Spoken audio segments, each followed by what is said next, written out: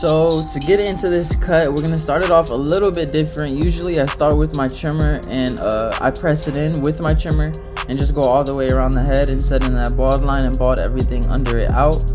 But I'm gonna start off with my clipper closed and I'm gonna create my bald line this way, and then I'm gonna save all the hair at the bottom for last. And what the hair at the bottom is gonna do is just act as kind of like something to give us contrast when we're fading.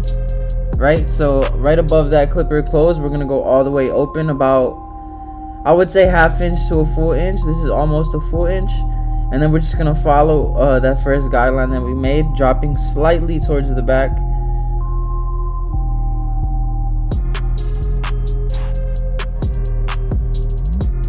And I'm just going ahead through that guideline, making sure it's nice and even.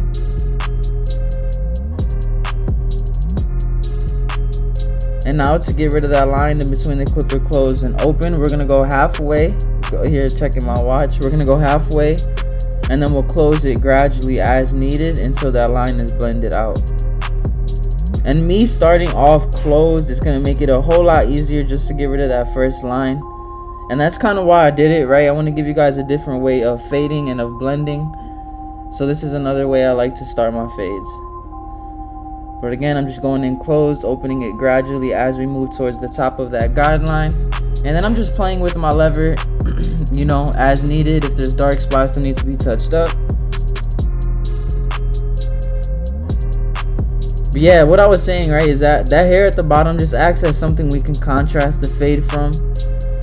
So that's kind of why I did it in this haircut, just to give you guys a different perspective, a different way to tackle this cut. So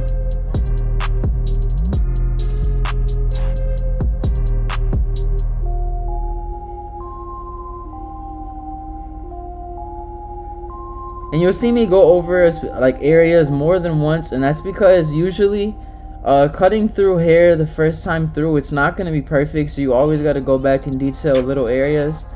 And that's why you'll see me go over the same area more than once.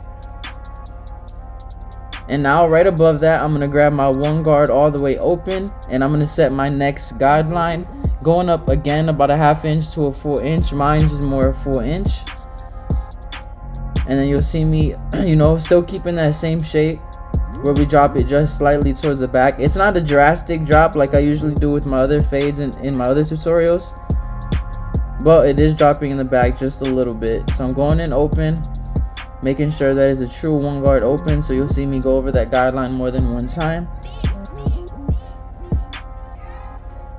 And his hair is actually pretty easy to fade. In the back, there's a lot of dark spots and a lot of dark areas, and you'll see towards the end of the haircut, we're gonna go back and detail those. But every time we set in a guideline, his fade looks almost done. You know what I'm saying? Like right here, it just looks like, you know what I mean, we have one line to get out. But we're gonna continue with our fading process, because the process stays the same for every hair texture, every hairstyle. And now to get rid of that line between the open and the one open, we're gonna go with a half guard all the way open. And I'm just going into that line, tapping it, and if open isn't doing the job, you'll see me go ahead and close that lever until the line is as blended out as we can get it.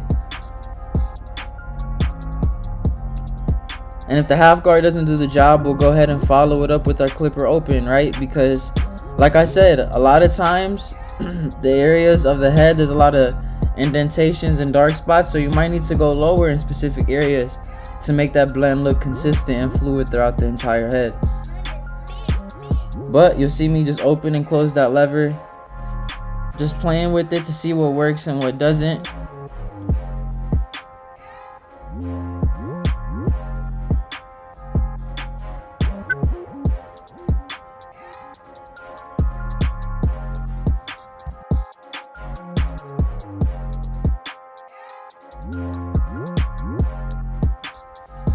And like I said right here, the half guard didn't get rid of that line fully, so I went ahead with my clipper open, and I'm using a lot of the corner of the blade just so I don't take off, you know, a lot of hair at one time. I kind of just want to get into little dark areas that the half guard couldn't get. So you'll see me even close the lever to get into some areas just to make it look more fluid. And you can see that fade starts to come together. And now right above that one guard open, I'm going to go with my two guard all the way open, and this will be the biggest guard that we use. And now with this guard, we're not really making a guideline, right? We're just kind of trying to debulk. And while we're debulking, we want to blend into the top as best as we can. So you'll see me kind of drastically flare out with this guard. And now right under that two guard all the way open, I'm going to go with my 1.5 open. And then I'll close it gradually as needed once again. And you can see when I do that, that fade really starts to come together. And all you'll see is just minor imperfections that we'll need to go back and detail. But as you guys know, if you've been following my channel for a while, detail is what really will separate you from every other barber. So make sure you're taking 5 to 10 minutes to just get into those dark areas and detail that blend to get to that elite next level, right? Because you don't want to settle for being average. You want to be the best you could possibly be, so that way you could dominate whatever city or area you're in and be considered one of the best. So right here, I just grabbed my one guard again.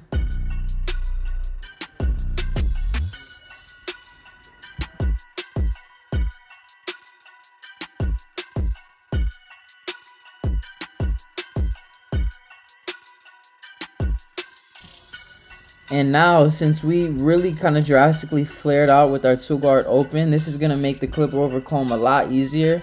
So we're just going to go in with the comb and we'll flare out slightly. And any hair sticking out of the comb, we're just going to go ahead and get rid of with our clipper open. And that's just going to blend into the length on top a little bit better. And with the length on top, we're not really going to touch it this haircut. He wanted to keep the length that he had, so we're just going to go ahead and leave it and blend into what he has. And now we're going to go ahead and just connect this with the other side and the back. Now, I faded the other side off of video just because it's the same steps as we did on this right side that we already recorded. So I'm just going to go ahead and connect the two sides in the middle, or in the back. And what fading the back last helps you do is make sure that both sides of the fade come together nicely in the back, right? Because the back is kind of the biggest area or canvas, like, how do you want to say it, surface area of the head that majority of people are going to see, right? He's in the store, he's in line trying to check out.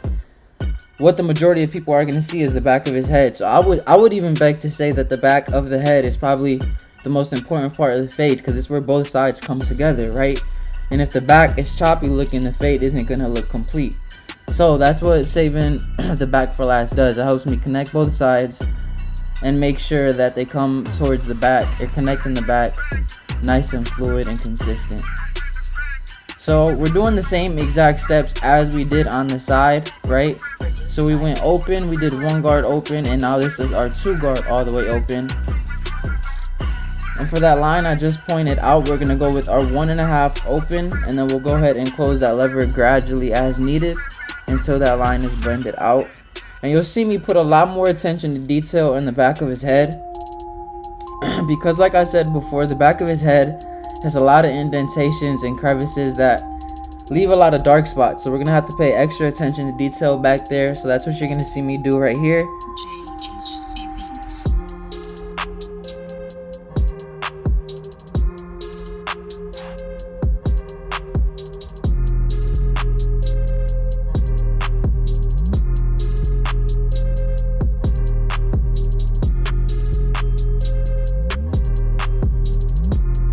And now I went ahead and grabbed my one guard all the way open. Again, just going back over the fade, going into those dark areas, trying to get this blend just looking as blurry as possible, right? And his texture of hair kind of tends to grow straight out, so it leaves a lot of spacey looking areas in his head, especially as you turn him and look at him from different angles. His hair is kind of see-through, you can see directly to his scalp. So it'll kind of make the blending process a little bit more difficult, right? Because it's not as dense. There's a lot of space in between hairs. So you want to make sure you're paying extra attention to detail to try to just make that blend look blurry and consistent even. So right here, I'm just trying to blend into the top as best as I can with clipper over comb. Again, flaring out, and any hair sticking out of the comb we're just going to go ahead and get rid of. And remember, that clipper comb acts as a 1 guard, so the clipper against that comb against the head is a 1 guard, and that'll kind of help you gauge how to hold the comb and how much hair it's going to take off. And you can see as we do that, that fade is starting to look super nice.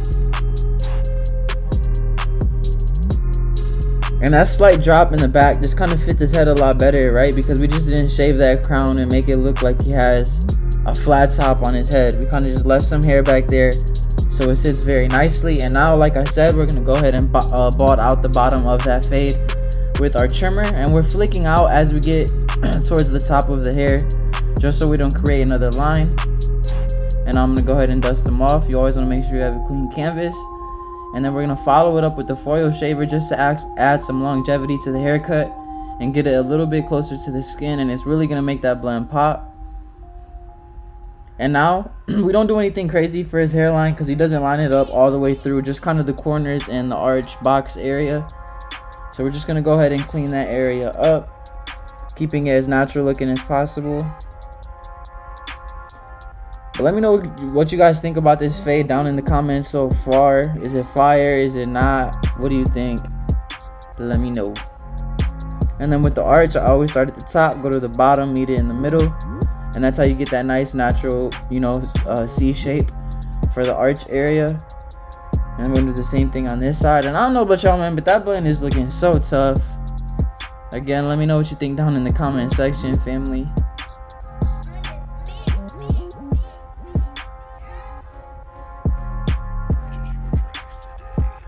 And you want to make sure you're letting the clipper do the work, that you're not just digging into their skin, right? Because you got to remember, clippers are made to cut through hair. You don't have to press super hard to where you cause heck of irritation on their skin. So you want to just let the trimmer do the work and just slightly tap those hairs.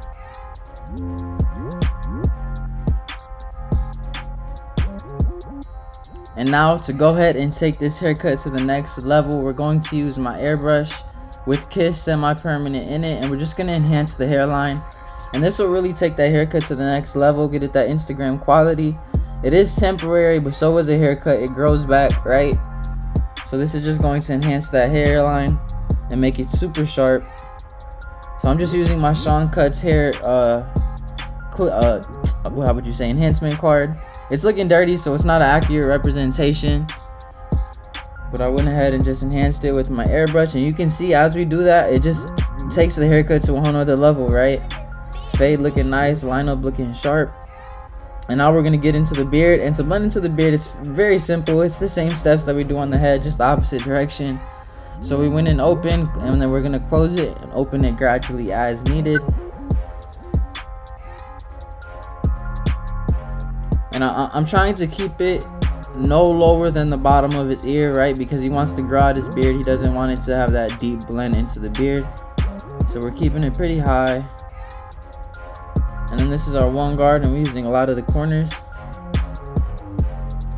And then for the back of the beard, you always want to line it up as natural as possible. You don't want to push the beard line super far in to where when it grows back, you just see a lot of stubble and it just looks very unnatural.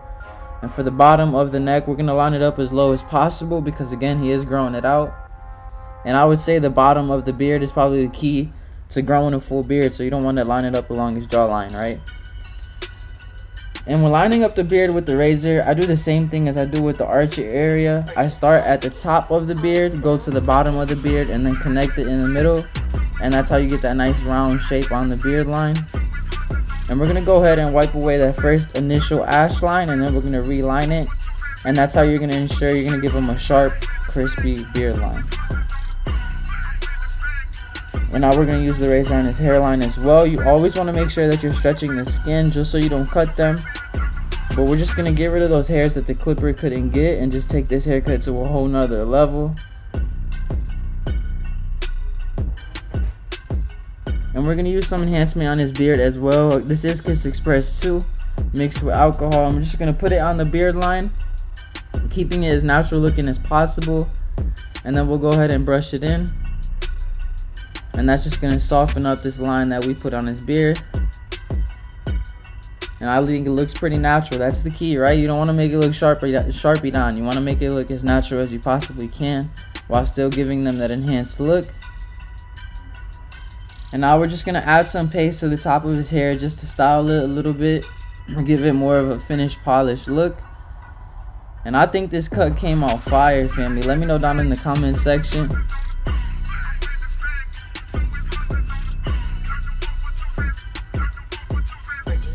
And now we're gonna use our comb.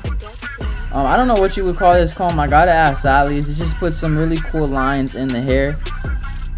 So that's what we're doing right here.